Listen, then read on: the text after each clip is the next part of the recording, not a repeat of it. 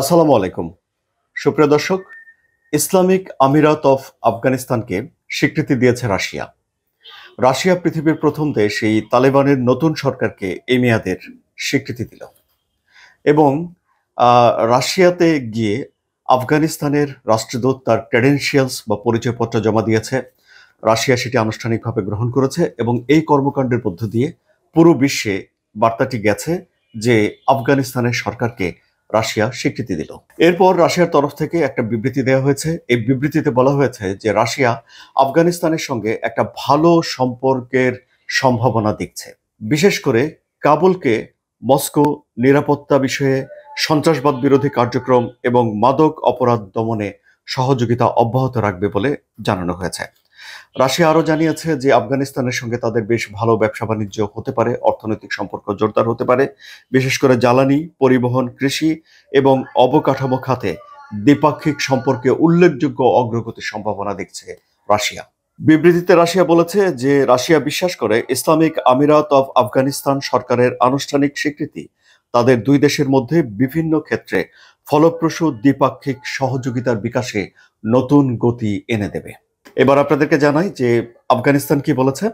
আফগানিস্তানের পররাষ্ট্রমন্ত্রী আমির খান মুত্তাকি একটা বিবৃতি দিয়েছেন এবং তিনি বলেছেন যে তারা রাশিয়ার এই পদক্ষেপকে মূল্যায়ন করেন। তারা রাশিয়ার এই পদক্ষেপকে সাহসী পদক্ষেপ হিসেবে অভিহিত করেছেন এবং তারা বলেছেন যে তারা আশা করেন যে এই যে রাশিয়া তালেবানকে স্বীকৃতি দিল, এটি বিশ্বের অন্যান্য দেশের জন্য একটা উদাহরণ হয়ে উঠবে।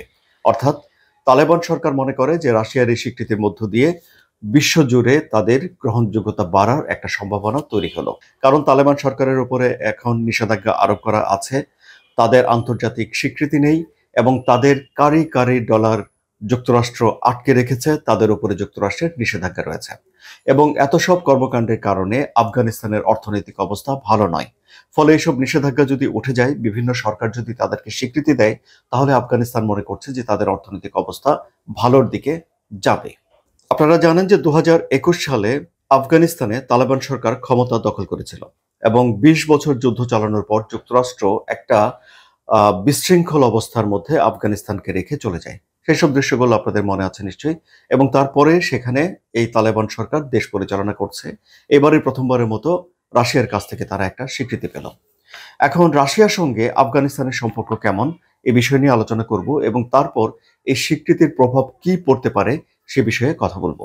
হুট করে যে রাশিয়া তালেবান সরকারকে স্বীকৃতি দিয়েছে তা নয়, কিন্তু রাশিয়া ধীরে ধীরে তালেবান সরকারের সঙ্গে তাদের সম্পর্ক ডেভেলপ করেছে। যেমন গত বছর রাশিয়ার প্রেসিডেন্ট ভ্লাদিমির পুতিন বলেছিলেন যে তালেবান এখন সন্ত্রাসবাদের বিরুদ্ধে লড়াই করার জন্য রাশিয়ার বন্ধু হিসেবে কাজ করছে।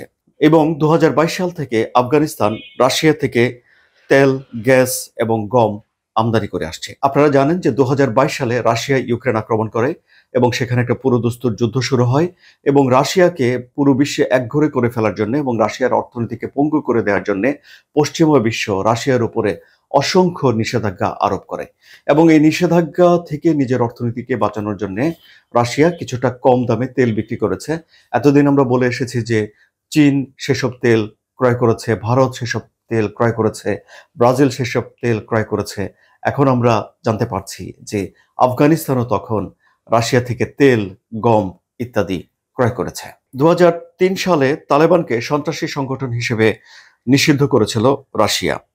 তবে এই চলতি বছরের এপ্রিলে এসে রাশিয়া সেই নিষেধাজ্ঞা তুলে নিয়েছে এবং রাশিয়া এখন মনে করে যে আফগানিস্তান থেকে শুরু করে মধ্যপ্রাচ্য পর্যন্ত যে বিস্তৃত জায়গা আছে, সেই জায়গাতে সন্ত্রাসবাদের বিরুদ্ধে লড়াই করতে হলে আফগানিস্তানকে রাশিয়ার বন্ধু হিসেবে পাশে রাখা লাগবে। কারণ 2024 সালের মার্চ মাসে মস্কোর উপকণ্ঠে একটা কনসার্ট হলে বন্দুকধারীদের গুলিতে 149 জন মানুষ মারা গিয়েছিলেন। ঘটনা মনে আছে আপনাদের নিশ্চয়ই। এবং সেই ঘটনায় ইসলামিক স্টেট বা আইএস এই হামলার দায় স্বীকার করেছিল। তখন যুক্তরাষ্ট্রের কর্মকর্তারা জানিয়েছে যে তাদের কাছে যেসব গোয়েন্দা তথ্য রয়েছে সে অনুযায়ী আইএস এর আফগানিস্তান ভিত্তিক শাখা ইসলামিক স্টেট খোরাসান এই হামলার জন্য দায়ী এবং তালেবান বলছে যে তারা আফগানিস্তান থেকে ইসলামিক স্টেটের উপস্থিতি সম্পূর্ণ নির্মূল করার জন্য কাজ করছে। সুতরাং এখানে একটা জায়গাতে তালেবান সরকার এবং রাশিয়া সরকারের ভিতরে অভিন্ন একটা স্বার্থ দেখা যাচ্ছে যে তারা আইএসআইএসকে এর বিরুদ্ধে দুই পক্ষই লড়ছে। সুতরাং এই লড়াই তালেবান এবং রাশিয়াকে আরো কাছাকাছি এনে দিয়েছে।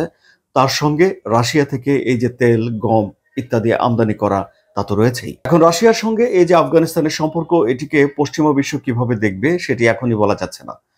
অবশ্যই যুক্তরাষ্ট্র এবং অন্যান্য দেশগুলো এই সম্পর্কের ব্যাপারে গভীর নজরদারি রাখবে এবং তারা বুঝতে চাইবে যে তাদের ভিতরে রসায়ন কি হচ্ছে এবং ঘটনার প্রবাহ কোন দিকে যাচ্ছে। কেন যুক্তরাষ্ট্র এই কাজগুলো করবে? কারণ যুক্তরাষ্ট্র আফগান কেন্দ্রীয় ব্যাংকের বহু বিলিয়ন ডলারের সম্পদ ফ্রিজ করে রেখেছে এবং তালেবানের কিছু শীর্ষ নেতার উপর নিষেধাজ্ঞাও আরোপ করে রেখেছে, যার ফলে আফগানিস্তানের যে ব্যাংকিং খাত তা আন্তর্জাতিক ব্যাংকিং খাত থেকে প্রায় বিচ্ছিন্ন হয়ে পড়েছে এবং রাশিয়ার ব্যাংকিং খাতের উপরেও যুক্তরাষ্ট্রের নিষেধাজ্ঞা রয়েছে। এখন আপনারা জানেন যে 2021 সালে তালেবান সরকার আফগানিস্তানের ক্ষমতা দখল করে নিয়েছিল। একটা বিশৃঙ্খল পরিস্থিতির মধ্যে দেশটিকে ফেলে যুক্তরাষ্ট্রের সেনারা চলে গিয়েছিল এবং তারপর থেকে আনুষ্ঠানিকভাবে কোনো দেশ স্বীকৃতি দেয়নি। এবারই প্রথম রাশিয়া স্বীকৃতি দিল। তবে চীন, সংযুক্ত আরব আমিরাত, উজবেকিস্তান এবং পাকিস্তান এরই মধ্যে কাবুলে তাদের রাষ্ট্রদূত নিয়োগ করেছে। এই যে রাষ্ট্রদূত নিয়োগ করেছে, এই ঘটনাটিকে আফগানিস্তানকে স্বীকৃতি দেওয়ার দিকে এক ধাপ অগ্রগতি হিসেবে কূটনৈতিকভাবে দেখা হচ্ছে। সুতরাং রাশিয়ায় হয়তো শেষ দেশ নয় যারা আফগানিস্তানকে স্বীকৃতি দিয়েছে। এরপর এই যে আফগানিস্তানের মন্ত্রী যা আশা প্রকাশ করেছেন তা বাস্তবায়িত করে হয়তো সামনে আরো দেশ আফগানিস্তানের এই তালেবান সরকারকে স্বীকৃতি দেবে। তবে পশ্চিমা কূটনীতিকদের মতে নারীর অধিকার নিয়ে তালেবান সরকার বর্তমানে যেই নীতিতে আছে, এই নীতি যদি তারা না বদলায় তাহলে আন্তর্জাতিক স্বীকৃতির পথে তালেবান সরকারের এগোনো কঠিন হবে। কেন? কারণ তালেবান মেয়েদের জন্য মাধ্যমিক স্কুল এবং বিশ্ববিদ্যালয় বন্ধ করে দিয়েছে এবং একজন পুরুষ অভিভাবক ছাড়া নারীদের চলাফেরার উপরে কঠোর বিধিনিষেধ আরোপ করেছে। এ বিষয়ে তালেবান সরকারকে প্রশ্ন করা হলে তারা সবসময় বলে যে তারা ইসলামী শরিয়ার কঠোর ব্যাখ্যার আলোকে নারীদের অধিকারকে সম্মান করে। সুপ্রিয় দর্শক, রাশিয়ার সঙ্গে এবার আফগানিস্তানের সম্পর্কের যে ইতিহাস তা বলে এই আলোচনা শেষ করি। এই ইতিহাস অত্যন্ত জটিল এবং অত্যন্ত রক্তাক্ত। 1979 সালের ডিসেম্বরে সোভিয়েত সেনারা আফগানিস্তানে আগ্রাসন চালায় এবং একটি কমিউনিস্ট সরকারকে টিকিয়ে রাখার জন্য তারা এই আগ্রাসন চালিয়েছিল। কিন্তু তারা মার্কিন যুক্তরাষ্ট্র সমর্থিত মুজাহিদিনদের বিরুদ্ধে দীর্ঘ যুদ্ধে জড়িয়ে পড়ে।